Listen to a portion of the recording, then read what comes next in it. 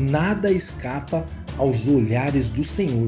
Tolo é aquele que acha correto proceder errado, sem que as suas ações não sejam descobertas. Nada escapa de diante do Senhor. No momento certo, Ele colocará tudo à vista de todos, mesmo que demore dias, meses e anos. Nada ficará encoberto, porque a justiça de Deus prevalecerá diante das convicções humanas. Sejam bem-vindos a mais um vídeo do canal. Eu sou o André Bernardo. Veremos no estudo de hoje sobre o governo da rainha Thalia, como foi a sua ascensão ao trono e como Deus operou para destronar esta rainha ilegítima através de um golpe certeiro, mantendo viva a profecia do Senhor sobre a descendência de Davi. Uma profecia perpétua à descendência de Davi.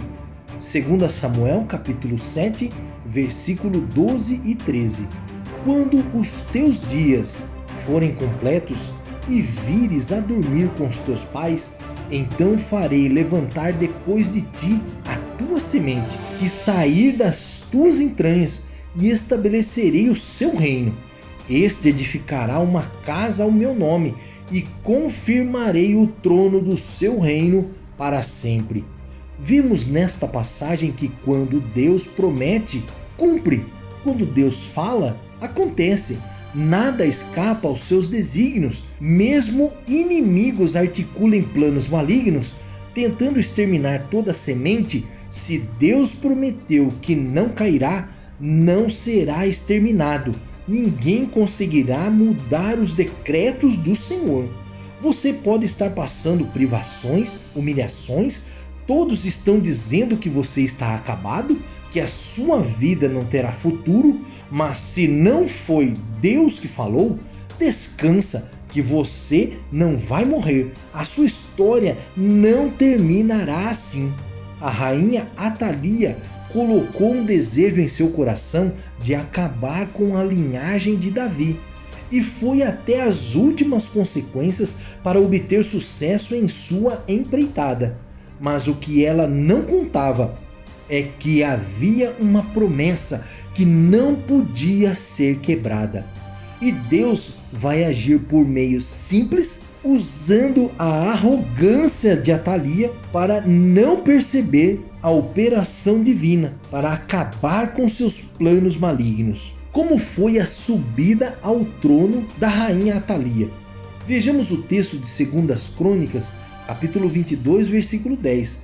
Vendo, pois, Thalia, mãe de Acasias, que seu filho era morto, levantou-se e destruiu toda a semente real da casa de Judá.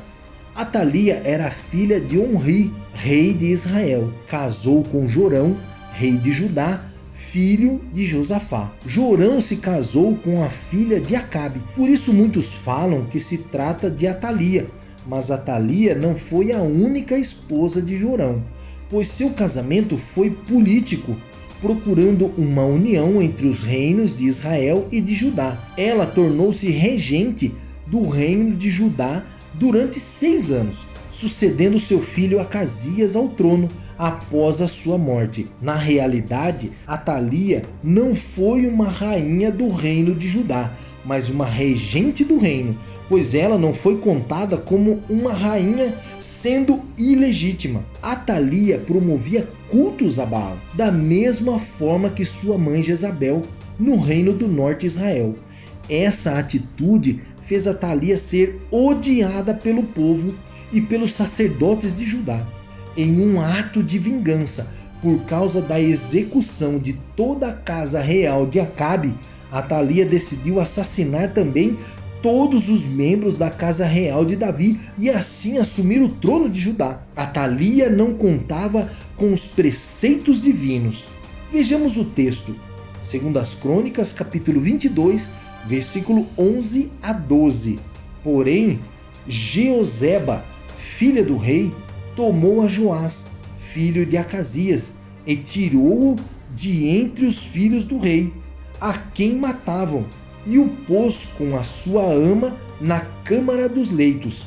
Assim, Jeoseba, filha do rei Jorão, mulher do sacerdote Joiada, porque era irmã de Acasias, o escondeu de Atalia, de modo que o não matou, e esteve com ele, escondido na casa de Deus 6 anos, e Atalia reinou sobre a terra. Jeoseba era filha do rei Jorão, sendo fruto de outro casamento, e Jorão também era marido de Atalia.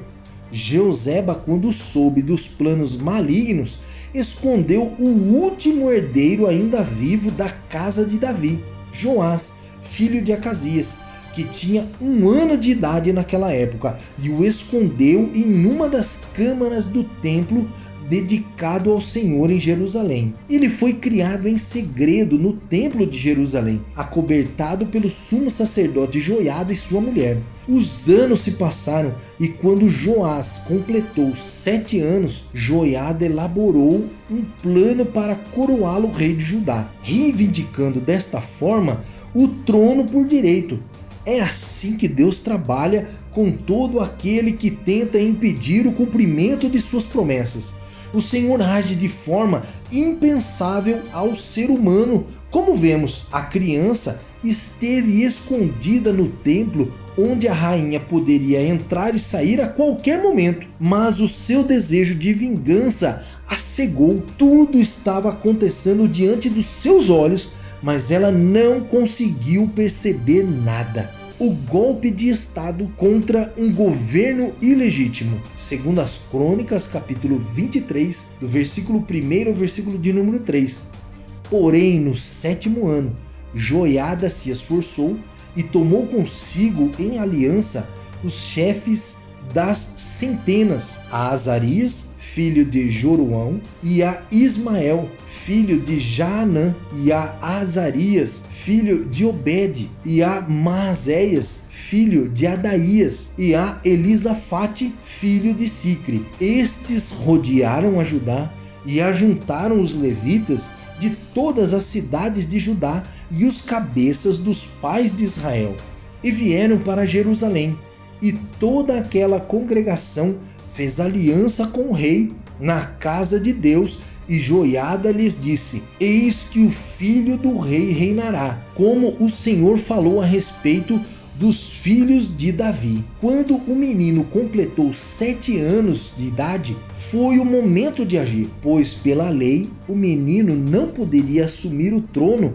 antes dessa idade, e também sem que houvesse uma Assembleia Geral e o voto fosse unânime, para não haver revogação. Então Joiada convocou uma Assembleia Geral, chamou todos os sacerdotes, todos os chefes dos povos e os levitas, fazendo uma aliança com o povo para a retirada da rainha Atalia do poder, pois ela não imaginava que ainda vivia um herdeiro da casa de Davi. E todos que fizeram parte da aliança foram para o templo, mas todos foram armados, prontos para a guerra. Vejamos o texto em 2 Crônicas, capítulo 23, do verso 7 a 11, que nos diz o seguinte: e os levitas cercaram o rei de todos os lados, cada um com as suas armas na mão, e qualquer que entrar na casa será morto. Porém vós estareis com o rei quando entrar e quando sair. E fizeram os levitas e todo o Judá conforme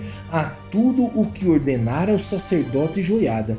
E tomou cada um os seus homens, tanto os que entravam no sábado como os que saíam no sábado, porque o sacerdote Joiada não tinha despedido as turmas. Também o sacerdote Joiada deu aos capitões de 100 as lanças, os escudos e as rodelas que foram do rei Davi, os quais estavam na casa de Deus, e dispôs todo o povo, a cada um com as suas armas na mão, desde o lado direito da casa até o lado esquerdo da casa, do lado do altar e da casa e em redor do rei. Então tiraram para fora ao filho do rei e lhe puseram a coroa, deram-lhe o testemunho e o fizeram rei. E Joiada e seus filhos ungiram e disseram: viva o rei!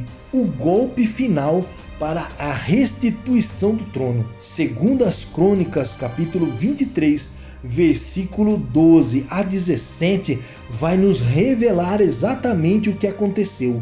Ouvindo, pois, Atalia a voz do povo que corria para louvar o rei, veio ao povo à casa do Senhor, e olhou, e eis que o rei estava perto da sua coluna, à entrada, e os chefes e as trombetas junto ao rei. E todo o povo da terra estava alegre e tocava as trombetas, e também os cantores tocavam instrumentos músicos e davam a entender que se deviam cantar louvores. Então Atalia rasgou seus vestidos e clamou: traição, traição. Quando Atalia percebeu o acontecido, foi ao templo na tentativa de impedir a rebelião, mas acabou sendo executada na Porta dos Cavalos, junto ao Palácio Real, por ordem do sacerdote Joiada. Depois disso, todo o povo foi para o templo de Baal para o destruí-lo. Atalia foi a última representante da dinastia de Onri, da casa do rei Acabe. Os planos de Deus são maiores que os seus, e tem momentos que ele intervém diretamente e em outros momentos ele usa seus instrumentos, homens e mulheres fiéis e corajosos, pois quem poderia imaginar que o gesto de uma mulher corajosa colocaria abaixo os planos malignos daquela rainha? Como mencionei no início do nosso estudo, se Deus não falou que você está acabado, descansa no Senhor. Sua casa prevalecerá e o inimigo será destruído, porque ninguém tem poder para quebrar uma promessa feita por Deus. E a casa de Davi continuou. Já a casa de Acabe e Jezabel foram exterminados por completo. Receba a sua bênção. O Senhor te abençoe e te guarde. O Senhor faça resplandecer o seu rosto sobre ti e tenha misericórdia de ti. O Senhor sobre ti levante o seu rosto e te dê a paz. Amém.